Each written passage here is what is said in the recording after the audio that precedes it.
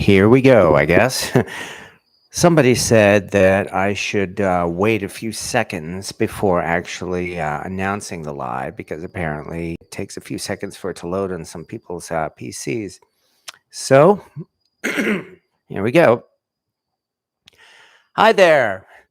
Welcome, everybody, to Cast Iron Wednesday, which is something of a YouTube tradition among many of these cooking groups here on YouTube. For the past few years, it seems that a lot of the cooking channels here on YouTube have started a tradition, well, just that of doing a cast iron video on Wednesdays. And that usually means cooking in cast iron, or maybe talking about or identifying or cleaning cast iron, or in a few cases, like here, actually doing a live video where we play with cast iron cookware. Not too many folks seem to be dumb enough to do this live, and I can think of several reasons why, but nonetheless, here we are. And I appreciate everybody who shows up here regularly. Yeah, because we've been doing this now for just about 2 years, believe it or not. And that means, well, here we are once again, and what can I say? But here I am in my new home. As I'd announced in the preview and the description of this video, yes, indeed, the cast iron rack is here, and there's another one over there. And I will give you a panorama shot of what we're actually looking at here in my. I guess this is the living room of my new home. So yeah, I managed to move all the cast iron into here, and this is where the cast iron rack will be up for display and, of course, for use. So, and thank you to everybody for showing up. I actually have to step out of the camera range for this, or lens for this, because I have my laptop over here tonight. So, but I do want to say hi to everybody who is kind enough to show up here, like Cast Iron Fanatic, and hello, and Shaky Shane. When I slipped and fell on top of the pan, ouch. Oh, I'm sorry about that. And Cynthia Wesley, hello, nice to see you again. Rick Stumbow and Christine Borgatti. And hello again, Anne, and New England Vermonter, and Val's Black Cats Rules. A lot of people are here already, and I very much appreciate that. So yeah, it seems like this has become quite a little community here on Wednesday evenings, and I'm very proud to be able to support this, or at least gather all these people together here. Like New England Vermonter, who mentions I have two tens. One of them is square and is the worst spinner I've ever seen. Well, even if it's a spinner, it can still be used as a baking dish, if nothing else. So I certainly hope we're getting some use out of that. And Rick Stumbow, who says, I must admit my eights are have better seasoning than my tens. So yes, thank you very much to everybody here. David Craig, nice. We need more cast iron. And hello, roadside assistance guy. Well, sounds pretty shaky. Oh no, you're not talking about the camera, I guess. Okay, well, if you want more cast iron, I guess that's what I should start out with, because as I mentioned, it looks like we're going to be doing some unboxing tonight. I finally am taking some time to unpack all of the cast iron, or at least some of the cast iron that I managed to move from Massachusetts to here. And how much cast iron are we talking about? Well, let's see. Here's a starter. If we move the camera over in this direction and see what we have. Yeah, believe it or not, these are all boxes with cast iron packed into them. So, yeah, I've got quite a bit of a chore ahead of me. But that's one reason why I wanted to do this live, because I'm hoping doing it this way will make it less of a chore. Although, I mean, considering that it's my hobby, I really can't call it that much of a chore. And yeah, this is one half of the original six tier cast iron rack. And if we move over in this direction, here is the other half here in the corner where I've already put a couple of pieces out, but I'll probably be moving them.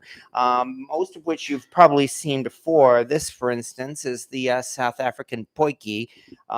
This is which I've done. I've made a number of really good stews in this, and just in the past week or so, I have shown off my Finex cast iron skillet, and also this new one that again mentioned last week. This, of course, is the here we go. The Diamond 8, possible favorite cast iron skillet that likely dates to the late 1930s. So, yeah, I've been enjoying these, but there are so many more pieces out here that are just aching to get out and be used, especially on the new gas stove. So, that I am have been enjoying quite a bit. So, so yeah, there's a as you can see, this is going to take a while, and no, I do not expect to have all of this unboxed tonight. So, where is the red ceiling bowl?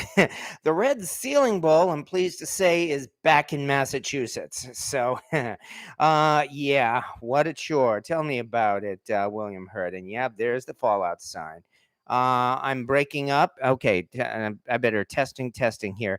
I do have to say I am unfortunately running on Wi-Fi here. I don't have a direct connection here on this floor, but I do hope you can hear me okay, folks. I just want to be sure that there's no problem with the picture or especially with the sound here. Congratulations on the gas stove. Well, thank you very much. Oh, and Cynthia Wesley says clear here. Oh, that's good. Okay. Having said that, as I mentioned, it's not just putting cast iron away on the rack, but I'm hoping to try to talk about these pieces and provide a little bit of information because, of course, that's really what folks are here for. So let me actually point one thing out because, as I mentioned already, I went flea marketing for the first time here since moving in last Sunday. And yes, I did actually have to pick up yet another cast iron piece. And that is this gate marked sad iron heater here, which most people would see as a griddle. Let me turn this around. There we go. Hold on 1 second. Okay.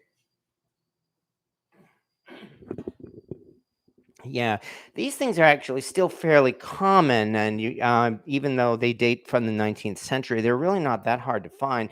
There's a really good flea market in this area here that I've known about for several years, even before I moved out here. So yeah, I'm definitely looking forward to visiting this place.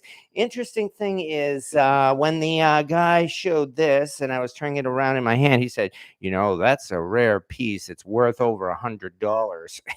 And I just couldn't help saying, well, actually, it's a sad iron heater from the late 1800s, and they're actually pretty common. But I'll give you 15 for it. Sold. So there we go. Okay, and so having said that, let's see what we can do here. One thing I should mention, I guess, are what I've been using to hang my cast iron pieces, because that's actually a common subject for a lot of people who are putting up their own kind of hangers and racks and the like. A while ago, my friend Jeff Rogers recommended that I get these little S hooks here are actually pretty big S hooks from online. I think they're actually from IKEA, if I remember right. So, and while I did get some of them, I mean they were definitely nowhere near them to handle my whole collection. And so because of this, I kind of made up these hangers of my own, in that I literally, and this was about 3 or 4 years ago when I put this rack together. I went to well, just good old either Lowe's or Home Depot, I forget which, and got myself a length of chain. And from there, I actually took some metal snips and actually cut these lengths of the chain into this shape. So that resulted for for only a few bucks or so. I had a fair number of these hangers, and they've been pretty durable and have done a good job of hanging up the cast iron. So, having said that, I guess we should get started and see what we come up with. Let me move a couple of these things here because there's so much stuff here in these boxes, and I guess all I really should do is get started here. William Hurd, I use a hook with a narrow top bend. Yeah, he probably would have taken 10 bucks. You're probably right as well. So, okay, and for that matter, um, also just by coincidence, at that very same flea market, there was this. You know how at most flea markets there's usually one vendor selling what looks like overstock from a dollar store. For that, I ended up getting a couple of these things here, so you can only see how well these things turn out. I have no doubt I'll get some use out of these, but having said that, again, let's see. I guess it's time to start digging into this little treasure trove. Move over. Come on. Why am I not able to get? Hold on. There we go. Start digging into this little treasure trove and see. Oops, great. I actually just unhooked the. Oh, good grief! On my tripod here, I actually unhooked the little part that tightens it and keeps it from falling out. Wouldn't you know it? Oh, what a coincidence that it would happen just right now. I really hope. Did this thing actually break? I seriously doubt that. Nonetheless, okay. You know what? I can't believe this. I actually think that the little twister pot on this tripod may have actually broken just at this very moment. Oh, that's an interesting little coincidence. I guess I'll have to see how we can manage that. Well, nonetheless, all we can do is keep going. All right, let's start digging through these things and let's see what we can put away and what we can start hanging up. For starters, oh yeah, here's something that actually I'm going to have to put aside as well. Remember these from a year or so ago? These came out about 2 years ago, and I managed to get one of these then. This was when they were making cookies with these Darth Vader shaped skillets. And then just a year later, last year, in fact, we got these so called pancake skillets based on the newer Star Wars series. So, within another month or so, I figure it would be a good time probably to do a video review of these because they're probably going to be showing up again in the stores anytime. And let's see what else we have here. Um, okay, what I really want to start doing is actually hanging these things up. So I need to start digging as quickly as I can. All right.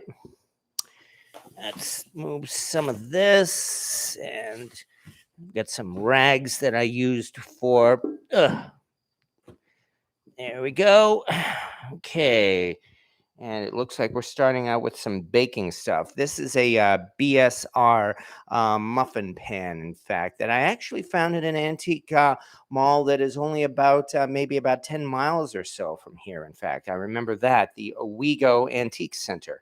So now is as good a time as any. We'll get started with this somehow and work our way up. So that just means, there we go. This thing actually works pretty good. And that means we'll get started somehow. Oh my, I've actually hung up a cast iron piece. Well, that's a good start. Okay, along the same line, here is a second muffin pan. This one is a little larger. And you could tell from these particular holes here, what this actually is an unmarked Wagner. I did not know that when I first picked this one up at a flea market, and I think I paid maybe 12 bucks or so for it. From the way the Made in USA mark shows on the bottom here. I thought this might have been BSR or Lodge, but in fact, I was told that this is Wagner because of these particular holes here. So I was actually quite happy to do that. And let's give this a shot. I have no doubt I'm going to be rearranging this as time goes on, but I mean, just getting them out of the box, I think, is a good start. Especially since, oops, don't want them to bang together, but there we go. Especially since we seem to have a lot more room here than we did in the old place, and that I'm very much looking forward to. All right, in fact, oops, let me adjust this slightly. Let's see, there we go. There we go, more space. Going down the line here, next one would be this, which is a BSR corn stick pan. And you can tell, especially because of the handle, that this is by BSR. What's more, this is actually a Red Mountain series of corn stick pan. Now, just about all of the Red Mountain ones had what looked like these handwritten numbers there on the bottom. So I would not say that this is the earliest handwritten series, but still, this is definitely something I'm actually rather proud to have. So, don't want to drop these. Did not expect to have these things, have these to be the first things to unbox, but well, you have to start somewhere, I guess. And then we will work our way down, or up as it may be. What I really want to do is dig in and start working on the skillets more than anything else. So, let's move this out of the way for the moment. This lid is going to have to go aside to one side for now. This is actually the lid of, believe it or not, this is one of those new idea English-made skillets. These are pretty rare, in fact, and that's why when I managed to grab this lid at an affordable price. I'm rather happy about that. Pegtooth. Hi, Pegtooth. Well, your Wi-Fi may have gone wonky, but we can see you here now. So, yeah. Val's Black Cat's rules. I was always worried about the tall rack tipping. That's it. Always seemed solid and sturdy right to the very end. Fortunately, I think the weight certainly helped to keep it steady, and I was happy about that. Okay, here we go. Over in this one. Yet another thing. This again was the pig head mold, which is also used for hog head cheese. And it's believed that Lodge made just about all of these, in fact. So this, if I remember right, was an eBay score. Let me get this out of the way for the time being. Yeah, like I said, in fact, these little hooks won't even fit this thing. So, looks like I may actually have to break this out already and see if it will work on the pig head mold. I didn't expect this to need this so fast, but I don't know. Get this up here. There we go. Yeah, that's true. One thing I could do right now is I could actually hang these things from the side, and I don't think I was able to do that before. But now that we've done that, I can finally dig down and start getting into skillets. Because there's actually a big pile of them under here. Oh man, where did all this dust come from? I can't believe how dusty this is, in fact.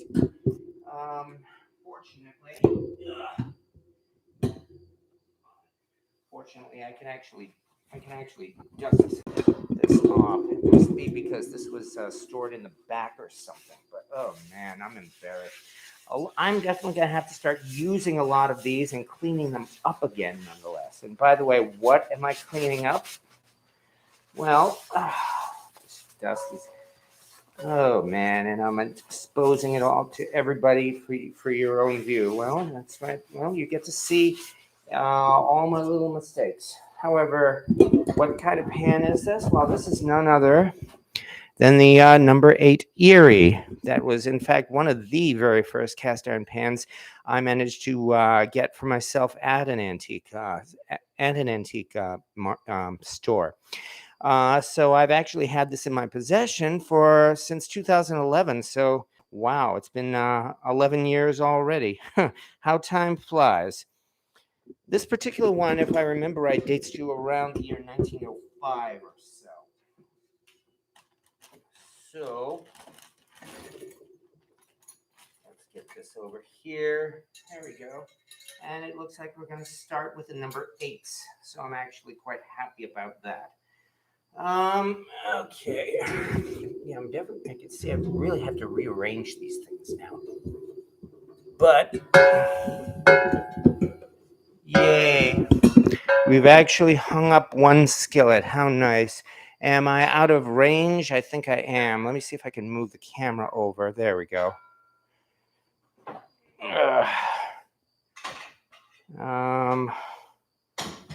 There we go. That seems to be working. I think I better move it back, in fact, where I was. Sorry, as always, for the roller coaster, folks, but I can't believe that this thing actually, this little tightening adjustment rod actually seemed to break just now. I'm going to have to take a closer look at it, but still, that's a start. Next, underneath the number 8, we have another number 8. This one, on the other hand, is something that folks, I think, are a lot more familiar with if you've been watching my videos. And that is, here is the BSR Red Mountain number 8, which I'm definitely also going to have to use. And Kristen, boy, I'm hoping that not too many of these. Hold on one second. Trouble, what are you doing? Trouble, get down from there. Get down, down, down, down, down. Trouble was just climbing the foam wrapping I have around my flat screen TV. So, okay, anyway. So, yeah, this one, as I said, this is probably one of my favorite kitchen users. And now that I've got this out of the box, you better believe I'm going to be using this one again pretty soon. This is likely a 1940s to 1960s BSR because the large letters here, they look more factory made rather than handwritten. This could very well even be an early century series, although it is nice and smooth. And this has definitely been one of my favorite kitchen uses. Sorry about that. And do this right. There we go. And that takes care of this one. All right, there we go. So that's 2. It looks like I guess I'm working my way through my number 8s here. So here's another one. And is this? No, thank goodness it's not cracked. It looks like somehow a scratch appeared in the seasoning, though. Here, take a look up close, and you can see this little line up here. I was worried at first that maybe this was actually a crack that occurred, but fortunately, that's not the case. So all that is a scratch in the seasoning, and there should not be any problem at all with that. And this is my redneck skillet. This was the very first cast iron pan I ever owned and used. So I'm very glad that this thing survived the trip. It is, in fact, a 1990s Lodge cast iron pan, obviously. And, you know, I've often wondered where this actually came from, but I'm sure I'll be able to figure it out one of these days. So that's 3. We're off to a slow start, but we are off to a start. And let me check the comments again, just to be sure, to see if anybody wants to say anything about that. There we go. Oh, nice. In fact, this thing is big enough that there we go. That actually rests right on the rack itself. Okay. Having said that, looking for a BSR number 8 Red Mountain. Well, yeah, if I remember right, I think I was lucky and I scored that one on eBay during the days before they recognized BSR Red Mountain. So went overboard after years of apartment living. Mine are stacked on my stove. Nice for keeping your first, says Anne. Well, yeah, you always remember your first. But yes, that is definitely a special pan, and I've told my story about that one a few times before. So, the idea of the black shelving, yeah, that's right. The black shelving, this wire rack, in fact, I ordered from Amazon because the cost, well, it did cost like maybe about 75 to $80. That's actually less than if you got that same size shelving from, say, Home Depot. And furthermore, it came in black. And furthermore, I managed to get free shipping on it too. So that actually was not so bad. You've been through that drill too about painting walls. Yeah, exactly. Do you have lids for all of your cast iron? Not for every single piece. Basically, my lids are interchangeable. So that I can pretty much use a lid that would fit on several different pans. So yeah, that size from Home Depot is $120. Yeah, exactly. That's why I got it from Amazon. I felt that about 75 to $80 was a pretty good deal. So let's move on to the next one and see what we have underneath that. And it looks like we have another lodge coming out. Oh yeah, that's right. Looks like I am now getting into my Cracker Barrel collection. Those some people might remember this one. This was the American Seal skillet that I believe came out in 2015. What I do remember, in fact, this was special because this was actually given as a gift from Jeff Rogers. So up until now, I had just simply been putting these on the top shelf of the cast iron rack. I'm sure I could probably rearrange this as time goes by. Yeah, because this was the shelf that used to be up here or so. Fortunately, it seems like I'll have more room this time. Which also reminds me, along with this one, here is the Cracker Barrel skillet that came out this year, in fact. The Walking Liberty $half one that I managed to score before they sold out at Cracker Barrel. So just keep this here for the time being.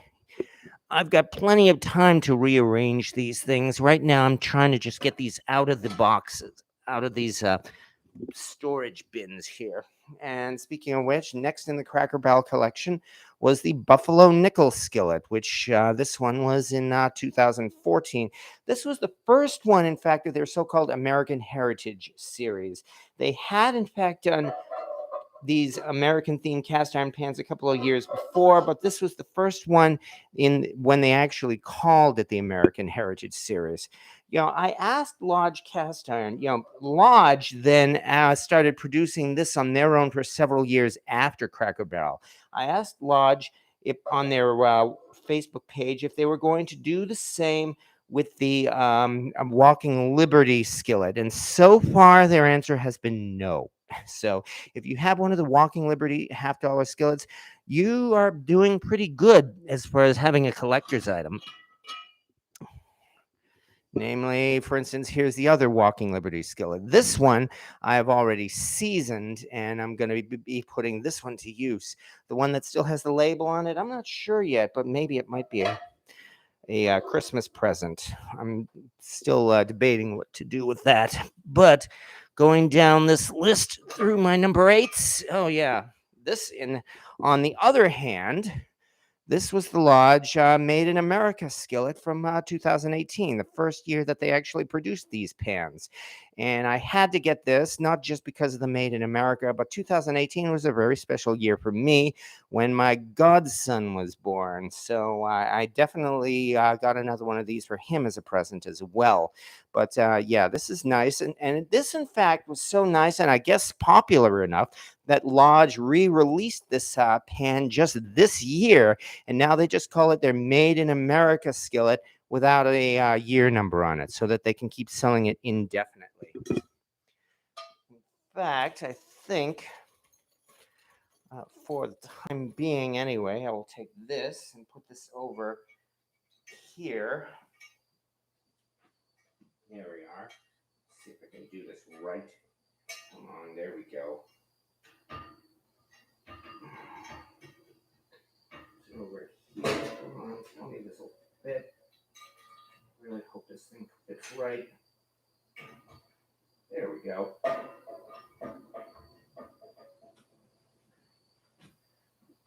I think I mentioned, folks, I actually have another cast iron rack, and that is over here in this corner. These are the other 3 shelves of it, and I've just started by hanging up that Made in America skillet there on that end. So, yeah, as I said, I will find room for this as time goes on. Still can't believe this little thing broke on me just now.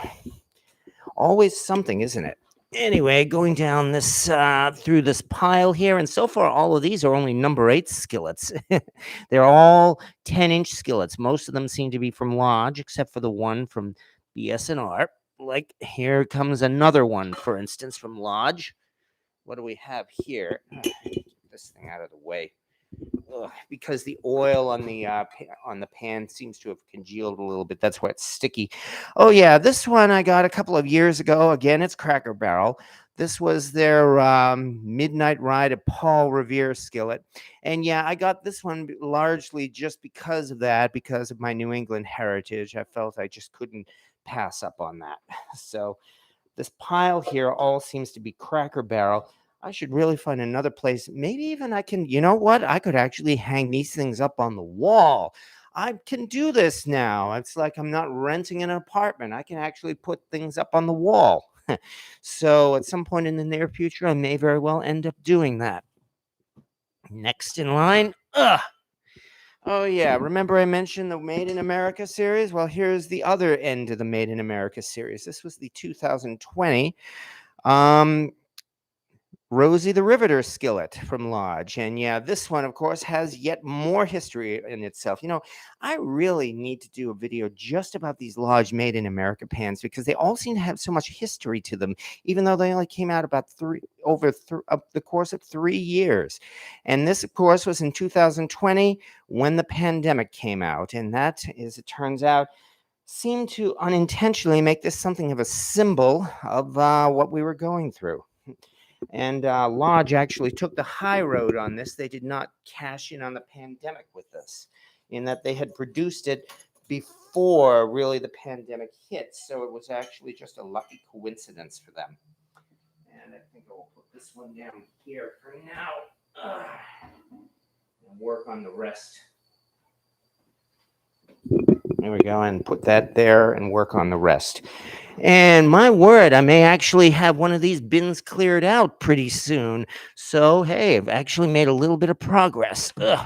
These things are actually stuck together because of their weight. This one, on the other hand, came out just last year. This was the Cracker Barrel United We Stand pan. You know, this one actually I'm debating, and maybe like say on Memorial Day or better yet Veterans Day this year. Maybe I think I might actually do a giveaway and give this one away because, you know, I have so many of these skillets. And quite a few of them already have a good patriotic theme to them. So, I mean, they're really, as nice as this is, I'm sure somebody probably wouldn't mind having this in their collection. So it's something to consider. And finally, at the end of this bin, wow, I actually did manage to empty one bin. Yay. And look at this. After all this, what do we have but a regular Lodge 10-inch skillet? I got this one at a flea market for about $5, and I believe I used it as especially so that I could do a video about Lodge cast iron. So this is yet another one that I may end up. Oh, hold on. What is trouble doing now? 1 second. He is playing with. Hold. Let me show you this. Let's move over here if we can. There he is. Trouble. My phone is there. Stay away from my phone, will you? Ugh. Honestly, kitty. Oh, yeah, now he's just sitting there. Oh, yeah, who, me? I'm not doing anything. Sheesh. Okay. Yeah, you wonder why we named him Trouble, folks? Well, I think you are getting a bit of a hint. Yeah. All right, back to business here. Okay, but you know what? With that last one, did this thing fall down? Um, there we go. With that last one, guess what? Ugh, I actually managed to empty one of these bins. Hey, yeah. So, that's off to a start. You know, a lot of these bins here, they came in useful for storing the cast iron, but now that they're done, I'm probably gonna actually have to get rid of these bins in some way or another. Ugh. There's just so much to do. Careful, Trouble. So that's one bin. That's off to a start at least. Trying to see what else I can actually hang up here on this rack, rather than just placing it. I know there's so much more here to quickly find my way through. All right. I think for the time being, let's work on this one over here, where I had pulled out the pig head. And what do I have wrapped up here? I had oh yeah, this is nice. That's nice. This is the John Wright gingerbread man pan. And hey, we're pretty soon we are, like it or not, gonna be getting into that season. So yeah. Maybe I should actually put my baking stuff over in one separate area, or even I do actually have a third rack, and maybe I will just put baking stuff over there. That doesn't sound like a bad plan, because in addition to that one, we have in here, ugh, here is the animal cracker pan, also from John Wright. Ugh. Move this over carefully. Yeah. Careful. Boy, that probably shattered some eardrums right there. And finally, to top off this baking collection, yeah, as you can see, some of these I actually have to clean up too. It's like, I mean, I had to get these things packed in something of a hurry. And here is Santa's sleigh. These last three baking pans all came from the John Wright Company, which incidentally is located in Pennsylvania. You know, that place is close enough. I'm thinking it like might be a perhaps 2 to 3 hour trip at the most. So I could, in theory, actually do a road trip and visit the John Wright store at some point. And that doesn't sound like a bad plan, if you ask me. But digging down deeper, here is one that, again, folks should be familiar with. Ugh. And this is the BSR Red Mountain Fish Fryer Pan, which I've found to be enormously useful. If you ever have a chance to get one of these oval pans, I've highly recommend it. It's got so much surface space. It's great because it makes a 2-burner griddle on your stove top here. Yeah, and it's yet another one I have to clean up. I can see that I have my work cut out for me, and I guess we know what some future videos are going to be.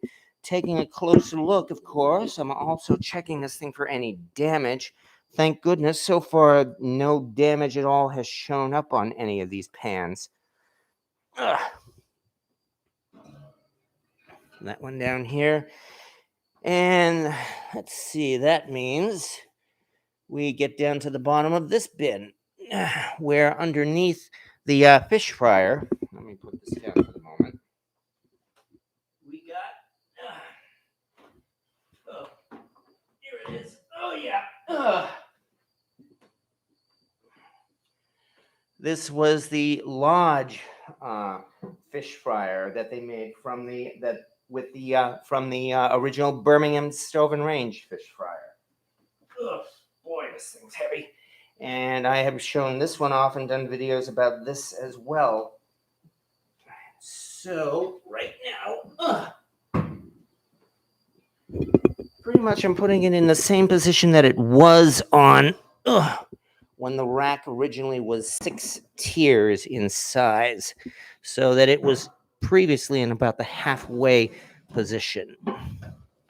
So I'll place this over here, drape this over just to be sure that one doesn't scratch the other, and place the BSR fish fryer on top of it. Ooh, careful. So there we are. Not a bad start. Yeah, so anyway, as you can see, hey, I've actually managed to empty out another bin, and there looks like a lot of room left on this cast iron rack too.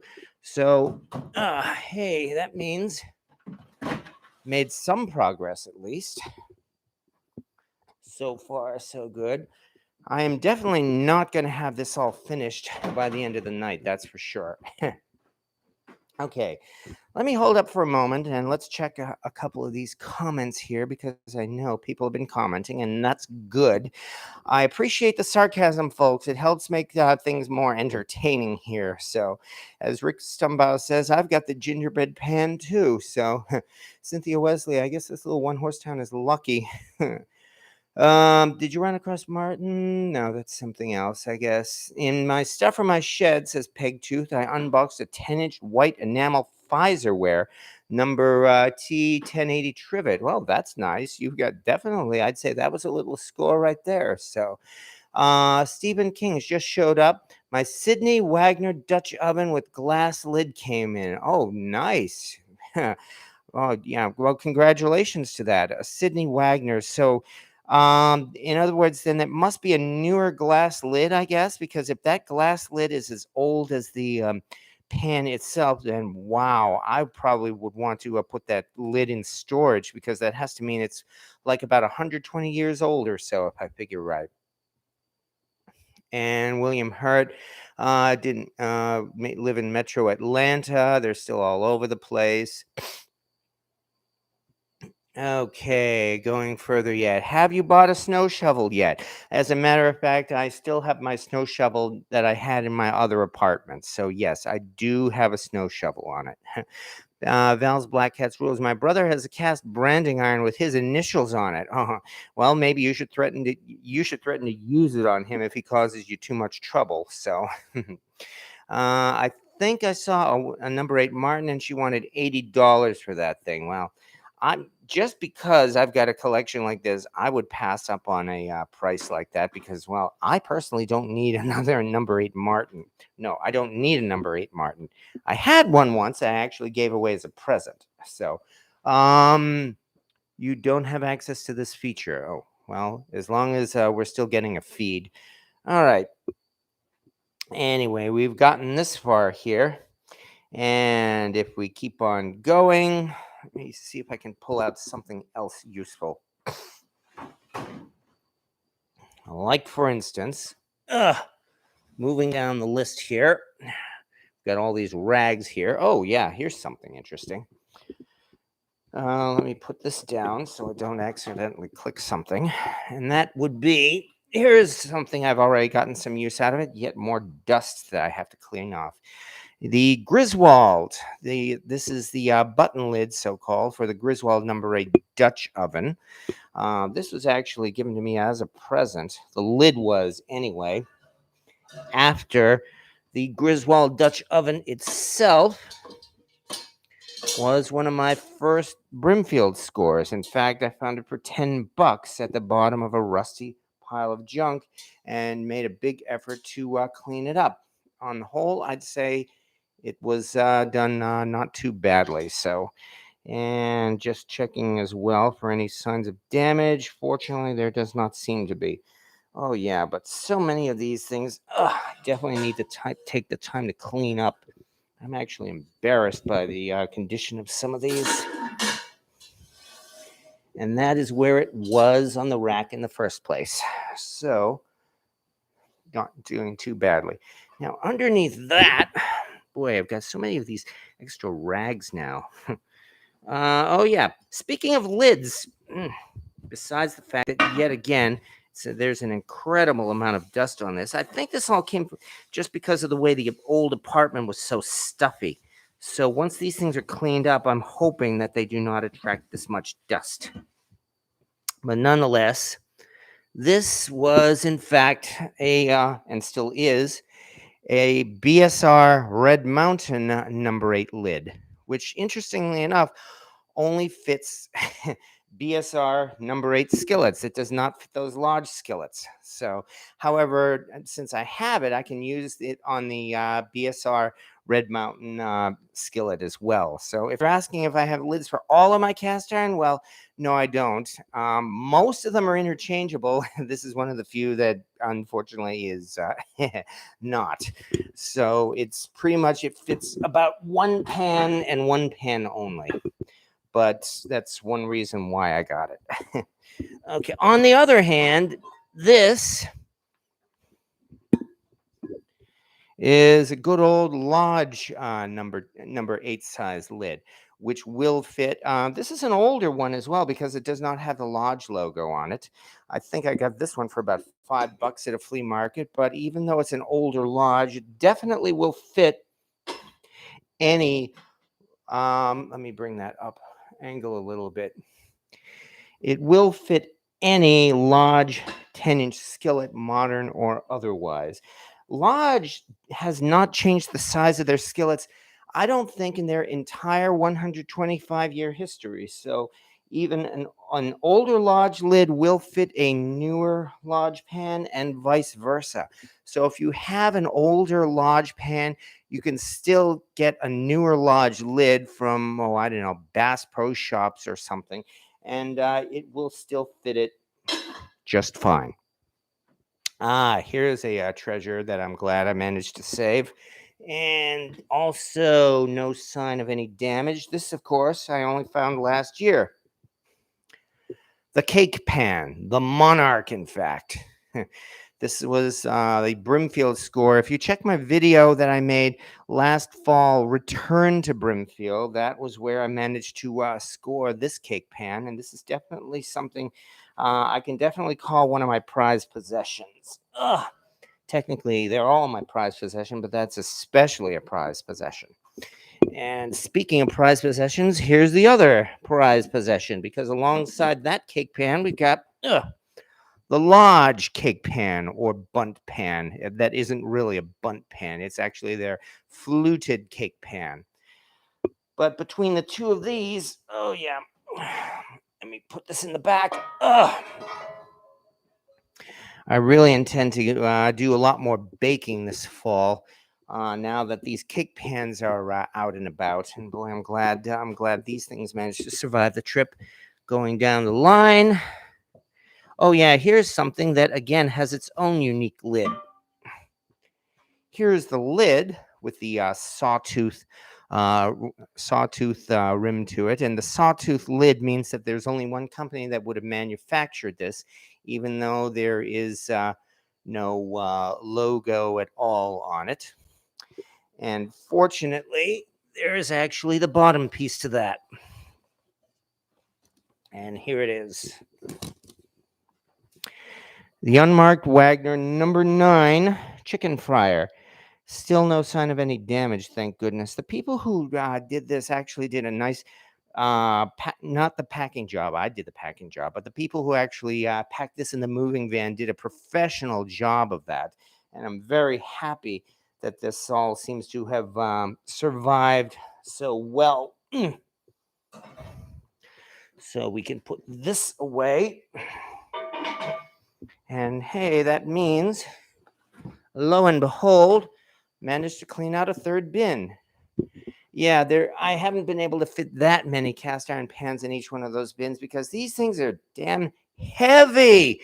Oh man, were these things heavy and tough to move. So that's one reason why I had to spread across so many different containers here. And that's also why for a lot of these I used plastic containers, because they were too heavy to fit in cardboard boxes. They just kept breaking the boxes. And so I had to actually go that route and use these plastic storage bins instead. Wait a second, I have the mouse in here.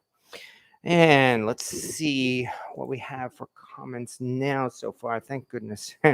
Trying not to cut out a little. Yesterday I cooked chicken pot pie. Hello, Turner Fowler, and I'm sure chicken pot pie and cast iron would have turned out just fine. So where's the leftovers? Yes, exactly. Good to see you. Yes, Turner, good to see you. Yeah, I'm proud of the Monarch. I'll definitely say that. So, Rick D, for real, I have my one S I want in love. Those lids with the condensation knobs are totally hot. Well, yeah, okay. I don't think I'll say more here so that I don't get kicked off of YouTube, but I'm glad you like it. Just as bad as the rest of us, Dub. That sounds too cool. Will your spider cauldron sit nicely on your gas burners? Can we see, please? Let me see. The spider cauldrons, they are actually right over here, in fact. Here we are.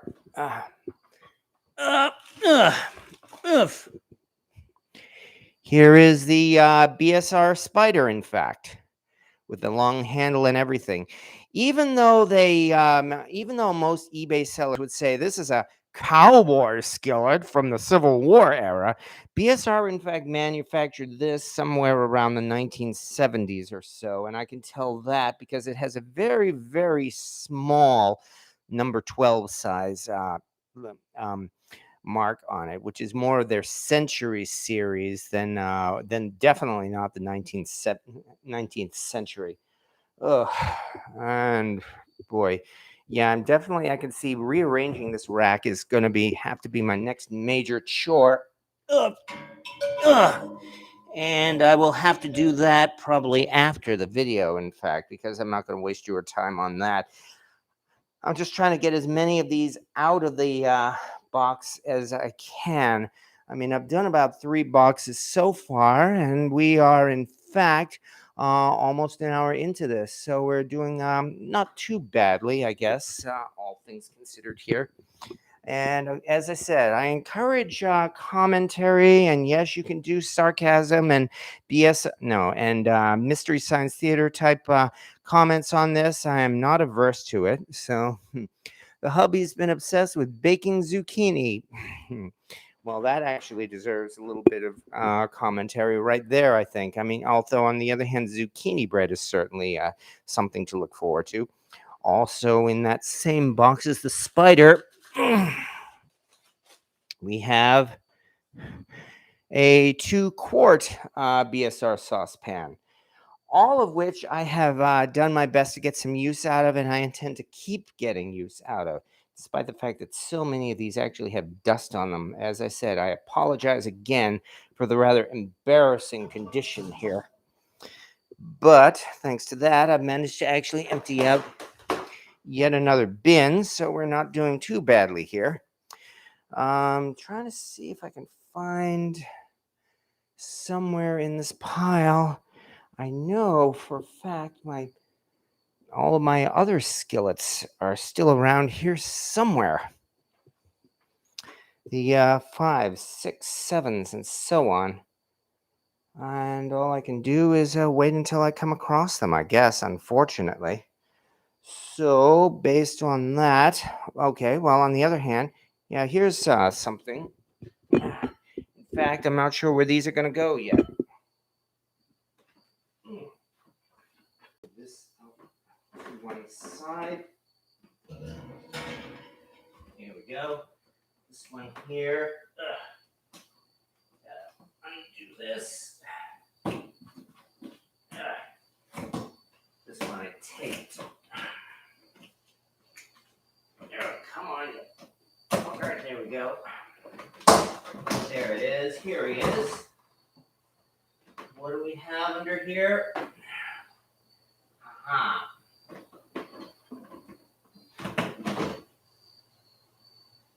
Oh, thank goodness. Here is one of the stars of the show. I found good old Stumpy, the number 14. Now, he was living underneath the oven in the broiler drawer. I'm not sure if there's enough room in the broiler to draw this one for him, so I'm going to have to find a new place. By the way, I just had a little bit of a scare right at this moment because take a look here. Look, there's the way you can see this line across the center here. I was worried for a moment. I'm not sure if you can see it on the camera. Did it look like Stumpy had developed a crack? Well, fortunately,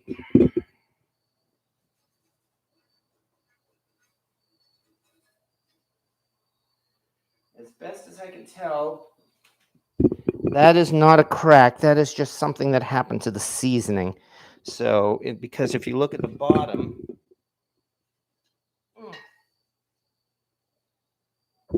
he survived his trip just fine. So that's good because he has a Thanksgiving turkey to make in just a couple of months. And he's yet another pan. I'm not sure yet where I'm going to put him. You know, it occurs to me right now, what if I move this for the time being? Careful. And say, give Stumpy a home right here.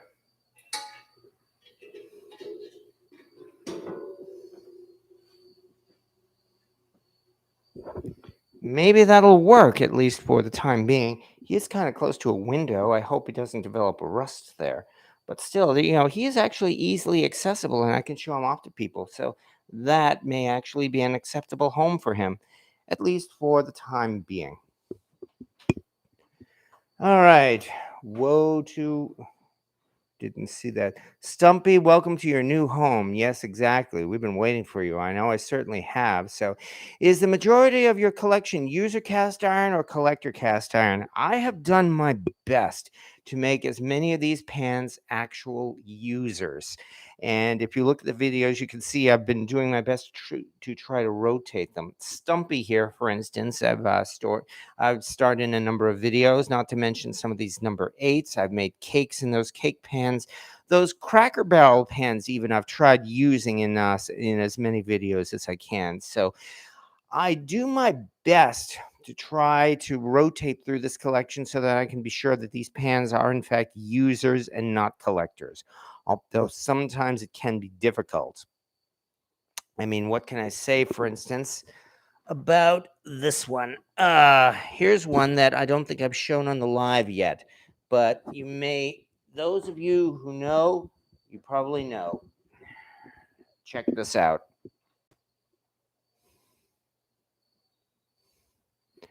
Yes, indeed, it is still here.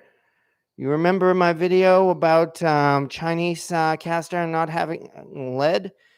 I put this out as the prize to be won, and as a matter of fact, it's still here, and technically, it's still available. Griswold number 14. Ugh. So let me put this down for now.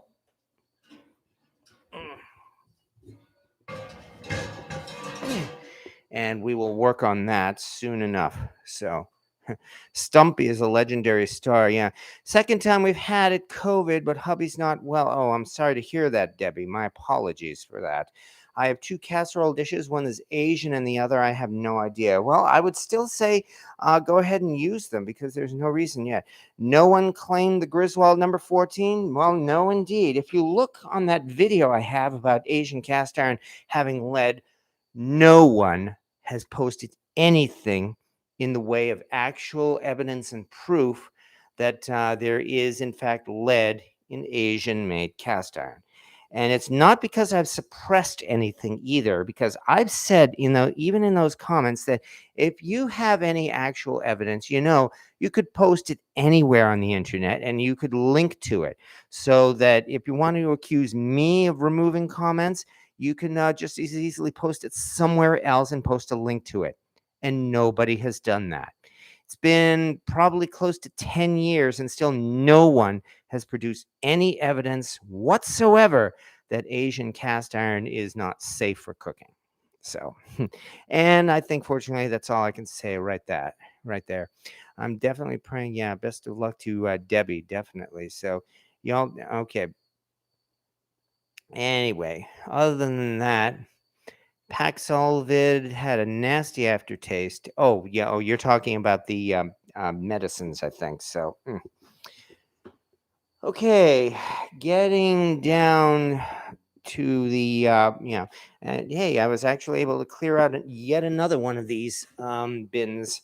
So that's not bad. I've actually managed to clear out at least 4 bins so far. So if nothing else, I'm making some progress. And I appreciate folks for sticking around for this. As I said, this is really an AMA as well. Ask me anything, at least about my cast iron collection, and I'm more than happy to do my best to answer questions here. So it was here Thursday. Congratulations on the home purchase. Yeah, I am still worried that I made the hoping that I made the right decision. But if I'm still here in about a year or so, then I guess I could say that I did. So.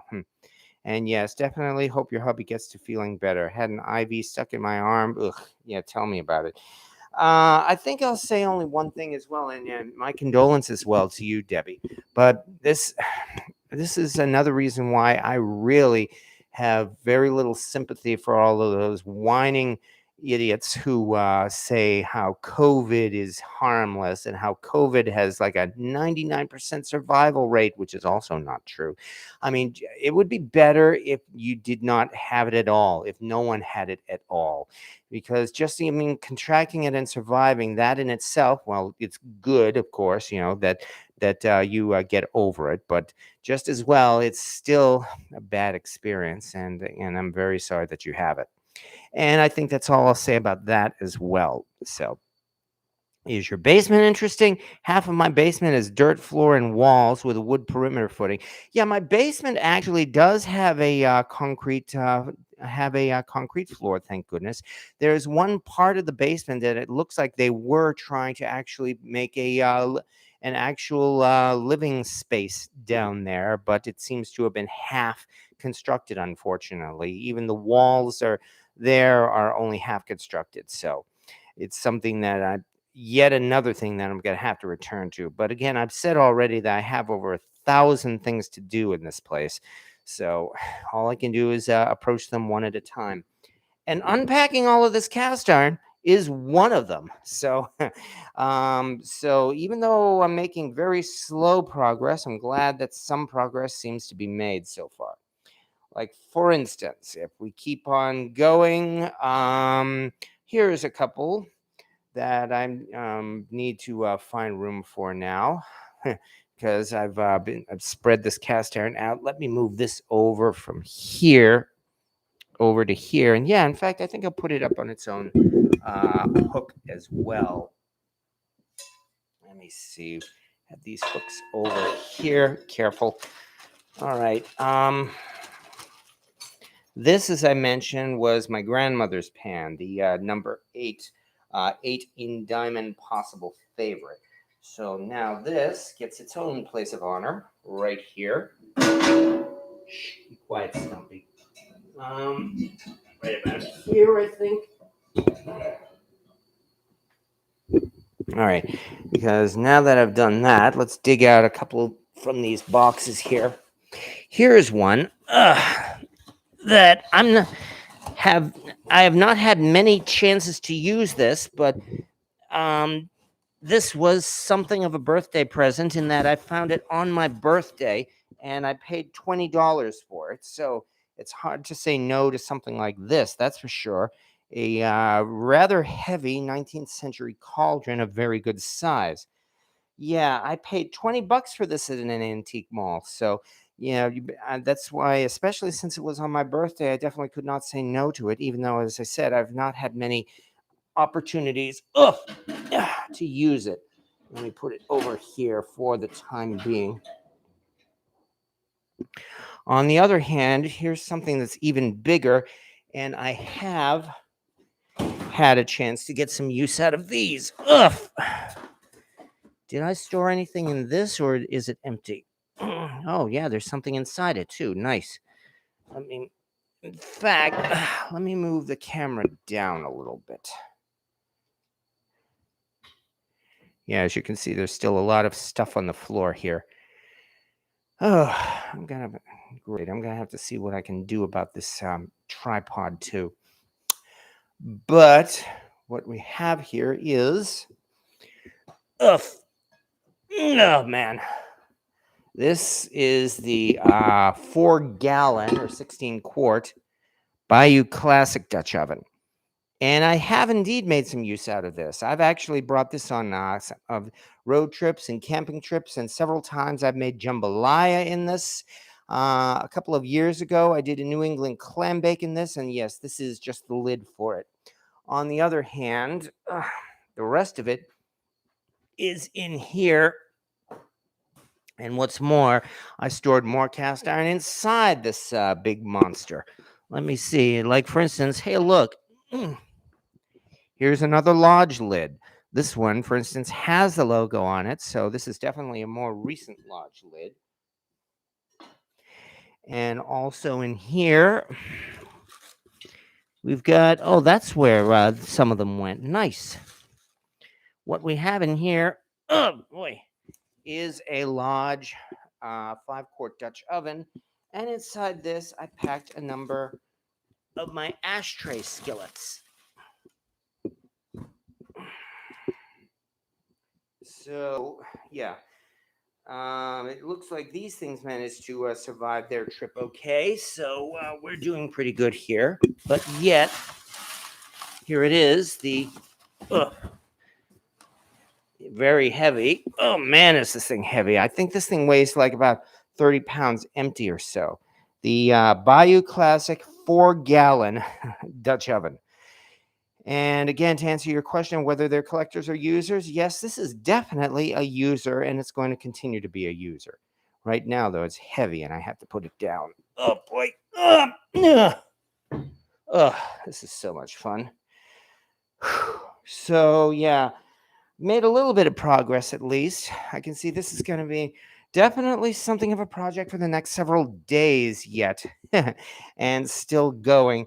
But if nothing else, I'll have these things out of their packing boxes, and they will be here for display and especially for use. So I am actually quite happy with that. Where did I put that mouse? Here it is. Katie Brand, hello. I'm new to cast iron and I'm refurbishing a Wagner Dutch oven. I believe it's a number 8, and it came without a lid. What other brands fit it? The Wagner number 8 Dutch oven is actually very compatible with Lodge lids, for instance. So if you have a Lodge cast iron lid, it's almost certain to fit on that Wagner Dutch oven. Wagner stopped making lids somewhere around, oh, I don't know, the 1960s to 1970s, and they started producing their Dutch ovens exclusively with glass lids, which is one reason why you find so many of those Dutch ovens without the lids, without an iron lid on them, because many of them came with glass lids. On the other hand, you could easily go to thrift stores like Savers or Goodwill or Salvation Army, where they usually have collections of glass lids, usually from like crock pots or the like. And it probably would not take a lot of searching for you to find a lid that would fit on that Dutch oven. However, as I said, unless you actually get lucky and find a Wagner lid, again, a Lodge lid will fit on that Wagner Dutch oven. So will a Griswold lid, for that matter. So it may take a little bit of searching, but I'd say you will be able to find a cast iron lid that will fit on that Wagner Dutch oven, and I hope that helps. So. Do you have any heart-marked Lodge? No, I do not, unfortunately. I have not been able to come across one of those. That heart mark, I mean, it's been described already that was like a shift marker, something like second shift workers or something use that particular mark. And it seems to have been estimated to have been produced anywhere from maybe the 1960s up to the 1980s or so, if I understand right. But nonetheless, that I do not have any of those Lodge heart pans. I suppose it would be nice to come across one of them. I saw a large heart mark Dutch oven selling on eBay for over $200. And no, I was not interested. No, that's the type of thing I think if you come across one, it would be an extremely lucky find, but I would not really go out of my way to get one of them, I think.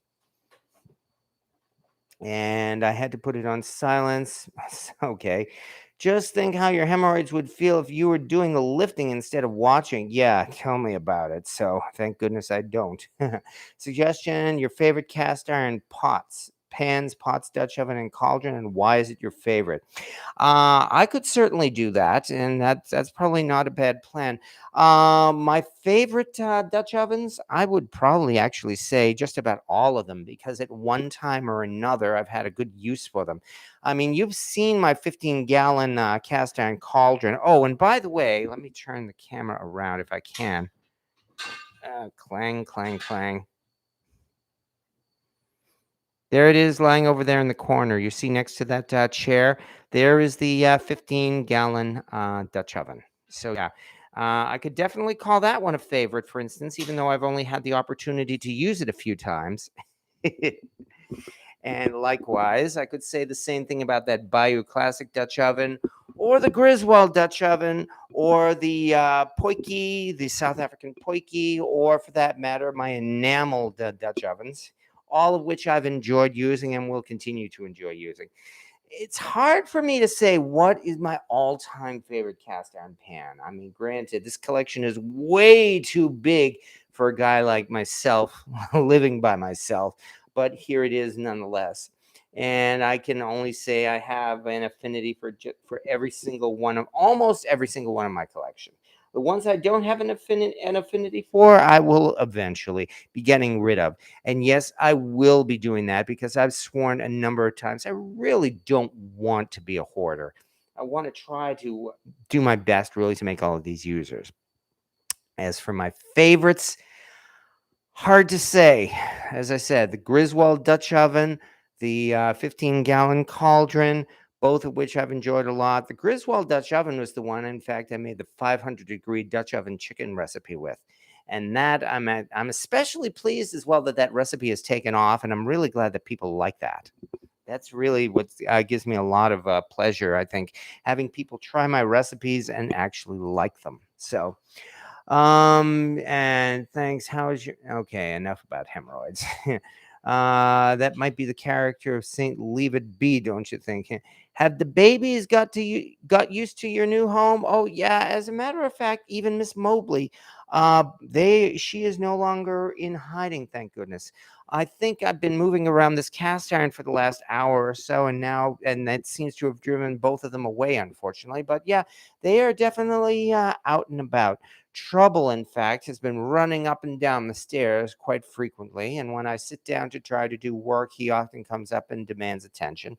Miss Mobley, on the other hand, she always has been more of I shouldn't say a loner, but she keeps to herself a lot, except when she feels like she wants some tweets, and that's when she comes up and starts pawing at me. So they're definitely out and about, thank goodness. Mobley was initially hiding for at least the first couple of days, but now she's not hiding anymore, and that's good. Trouble last week, in fact, got in between the floorboards and managed to get into the ceiling. And he was there for probably a couple of hours or so before he got bored, and I was able to coax him out with treats. So yeah, the cats are here. Um, I'm hoping before the weather gets too cold, I'll be able to start introducing them to outside as well. Because again, this year they became outdoor cats. And I know even Mobley was really enjoying running around outside. She was actually braver outside than she is inside. And I really don't want to deny her that opportunity. It's yet another thing I have to get down to doing after I have so many other things here. Eventually it'll happen. I guess that's the best I could say here. Fireplace or alternative heating in case of a power failure. I guess that you have a gas furnace. Yes, I do have a gas furnace. At this time, there is no fireplace here, and actually, I have not even found one. So I think the fireplace was likely covered up long ago, maybe even decades ago. So In the event of a power failure, well, I'm just going to have to do my best. But that's another reason why, yet another of my major projects, I need to have the ceiling, not ceiling, the attic insulated. Hmm. Keith, Brookshire. Only once I saw three spider skillets that also had bail handles. I regret not getting all three. Have you come across any like that? I myself have not. There were so many varieties of those 19th century spiders that any number of small manufacturers made them. So best I could say is that if you felt you had a use for them, then it may well have been worth picking one up. But well, if not, well, don't kick yourself. There will always be other opportunities at some point, and not necessarily for those exact pans, but likely for something else. And here comes Mobley down the stairs right now, in fact. So she's probably going to be asking for tweets soon enough, especially since I said the magic word just now. Sells or collects pawpaw. His hands are full. And it looks like Cast Iron Fanatic is saying good night because, yeah, I think we are starting to get into that time anyway. I mean, I've noticed I've stopped with the unpacking, I think because I'm a little bit tired, although I have made some progress at least on this rack, thank goodness. I'm mad at myself for apparently breaking this tripod adjustment thing. I'm gonna have to work on that too. But nonetheless, this rack is no longer empty. It's a long way to go before it's full, and I will be doing as much arranging as soon as I can. But given a few days time, I will have the cast iron racks ready, and yes, they will definitely be showing up in a video. Don't worry about that. So and having said that, though, a power inverter can run the electric motor on a gas fireplace for an entire night with a car battery. Well, that's interesting. It may be something to consider here. Always so stressful moving. Yes, tell me about it. Just keep at it, and before you know it, it'll be done, sort of. Yeah, that's my hope. I mean, between living by myself and working a full-time job, there's only so much time for me to do this. That's why it's taken almost 2 weeks, for instance, before I was able to unpack this cast iron. But all I can do is keep plugging away at it bit by bit. This weekend's project for the holiday weekend, anyway, is on Saturday. I'm going to have to go out and finally find a bed. So I'm a little tired of sleeping on that air mattress. But that'll be a nice project in itself. And in the midst of all this, now that my cast iron is out, yes, I definitely am going to be making more videos, and I'm going to do my best to do them on a more regular basis as well. That was one of my vows for when I'm out here, to be producing these on a regular basis. I mean, I've made a couple of short steak videos in the past week, for instance, but what I really need to do is get down to another major video project, and I intend on getting that as soon as I can. Along with that, of course, I will be continuing with Cast Iron Wednesday because, there are fewer excuses now for me to not do it. And especially since all you folks here are kind enough to show up. And I guess that's my point, is that it does seem to have formed a little community here. And I'm very proud of that. I mean, I like all you friendly folks here. I like how the way you gather and chat and say hi and form friendships and all that. And that's actually really what makes this so special. And that's why I really enjoy everybody who shows up here regularly for these YouTube chats. I mean, I'm having fun doing this, even though I've said enough times that I'm tired, from lifting all this cast iron. But nonetheless, I feel that this really makes it worth it. And the reason why is all of you. So thank you so much. Where did you end up moving to? Congratulations. And yeah, as a matter of fact, I am somewhere around the area of Binghamton, New York. So, which is in mid-state New York, but southern mid-state New York, right by the border of Pennsylvania. Of course, I'm not going to reveal my exact location on the internet. That is not good for anybody's privacy and security. And that's also why I posted on Facebook that I've moved to the Bronx, because you know what you can say about Facebook. So, and their stupid privacy or lack of privacy thereof. So as far as Facebook is concerned, I've moved to the Bronx. But for all you other folks, well, it's a little bit more to the west there. And that's one reason why I made Speedies last week, the local food they have here in Binghamton as well. So no doubt you'll continue making Boston baked beans. Will you start a New York food tradition? Well, as I said, I already made Speedies last week. About a month or so ago, I made Rochester garbage plates. And there are definitely other local foods I intend on trying as well. So I have no shortage of that. So end up this weekend getting a distal fracture in my arm. Oh, my condolences, Honey Badger. I'm sorry about that. Well, the best I can say is that with regular exercise, you will recover. I know I did. So, and I can only hope that it doesn't take very long. In the last year, have you been able to use all of your pots and pans? No. I do my best, but I have not been able to use all of them. And that's one reason why I'm sorting through my collection and I'm trying to get rid of some pieces. Emphasis on trying. It's not easy, but I'm still doing my best to try to rotate these best as I can. And leather work is a great hobby and skill. Well, congratulations to that as well, Pawpaw Dan. And I hope you're doing better as well. Debbie, I'm a user. I have a few mainly skillets, so I need to give some to my daughter. She probably wouldn't use them though. Oh, I wouldn't say that. I'd say if you gave one to her, just give it a try and see if she likes it. I mean, you can tell her, even if she just makes like say grilled cheese or hamburgers or pizza or skillet cookies in it, at least that's enough. And then she can definitely say that she's cooking in cast iron. So on Facebook, I'm 92. Yes, exactly. It asked me to confirm my birthday. And you're looking great for 92, Peg. I agree there. No Facebook for me. Yeah. I had to travel 1,650 miles with my screaming 20-month-old daughter who has motion sickness. Ugh. How did your furry babies do on your trip? Well, I got them here in stages. In that when everything was packed up and in that storage bin, that was when I took the cats and I brought them to my friends who live up in Oneonta, and they looked after them for about 3 days while we then actually made the move and moved all of this stuff from Massachusetts to here. Once all the boxes were in and everything, that's when I finally moved the cats here. And they have actually taken to this place pretty well.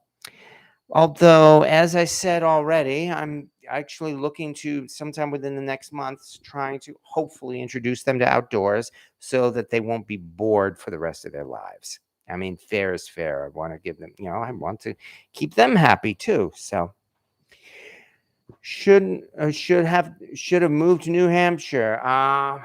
Well, this is the opportunity came up to get a house here, largely because what I paid for this house here, I would have paid at least 3 times as much for in Massachusetts and probably at least twice as much for in New Hampshire. So, in that respect, even though, as I said, there are so many things that need to be done, in fact, I've just had the roof reinforced, especially so that everything will be doing all right. But once that's done, I'm hoping this will be a place where I'll be able to settle down and live for a very long time. Are you going to root for the Yankees or the Mets? No. Sorry, I'm still a born and bred New Englander, and my loyalties in that respect will probably still remain with New England. Nearly everything I know about cast iron. Well, thank you very much, Henry.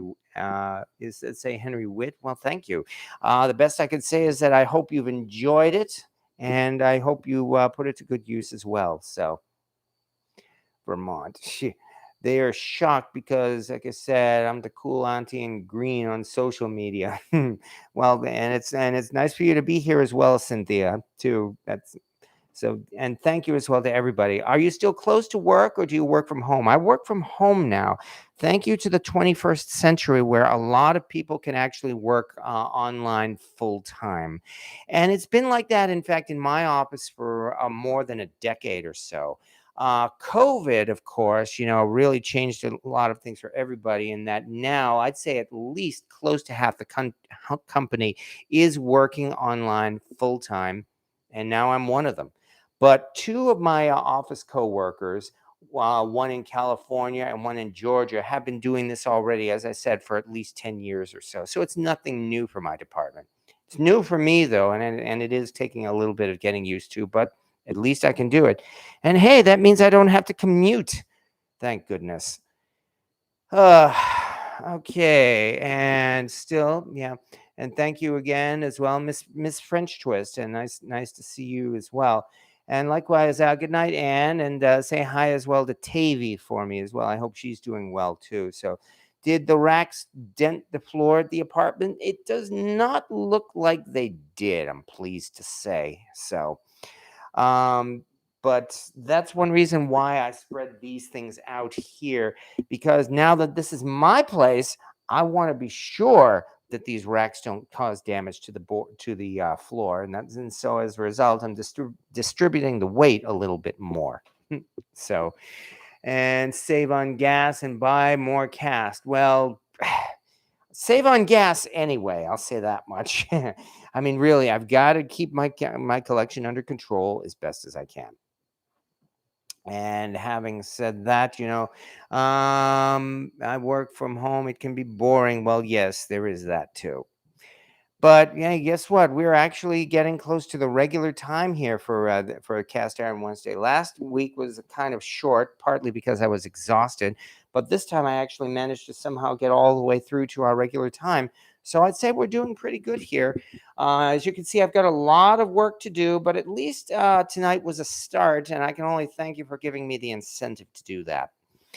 As I said, I will be showing the rack when it's all finished. And until then, well, it's yet another task that I have to do. But it's still a Wednesday night. It's still a work night, not just for me, but for everybody here. Well, for most of the people here. So we really can't be staying that much longer because, yeah, once I shut down here, I'm headed to bed. And having said that, though, I can only thank everybody once again for showing up here. And I'm just glad that folks seem to enjoy this, because this is a lot of fun for me. And I can only hope that it's fun for you as well. And I can only do my best to try to entertain you. So thank you. Thank you as well for the welcomes and for the good words. And especially, though, thank you to all of you. Be careful, by the way. You see how some people here have recently injured themselves or they're still catching COVID. The best I can say is be careful, and especially above all else, have fun. Speaking of having fun, I think we'll change. Like, let me see if I can. Let me see if I can see them. Where are they here? Oh, great. How is that happening? Where is it? There he is. There's trouble. So yeah, as you can see, he's actually doing a good job getting used to this place. And there's Mobley too. Her little head sticking out there. Okay, and with that, I think we are about ready. Especially since I've got to do something about this tripod and it's now broken handle. Wow, can't believe that. But thank you once again, everybody, for showing up. And I promise there will be more videos coming out within the next week or so. I've got a couple of nice little simple projects as well, because among other things, I've got my Lodge cast iron wok. In fact, I think let me pull that out right now so I don't forget. All right, it's right over here.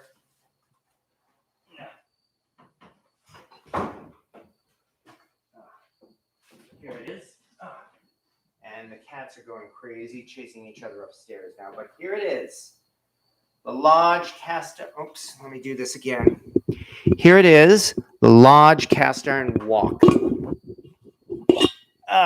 This one managed to survive the trip as well. This is going to go right on the stove because I'm very much looking forward to doing some wok cooking on a gas stove. And that is going to be coming very quickly. I've got a couple of stir fries already prepared. Nothing too fancy. Going to do some fried rice, and probably by Saturday or so, I want to do one of my favorite stir fries, which I've talked about before, which is essentially a corned beef hash and spinach stir fry. Both of which I do hope to get on video so you folks can see it, and I hope you enjoy it. And let me get this over. Oh, great. Yeah. Don't try not to break anything. Why don't I?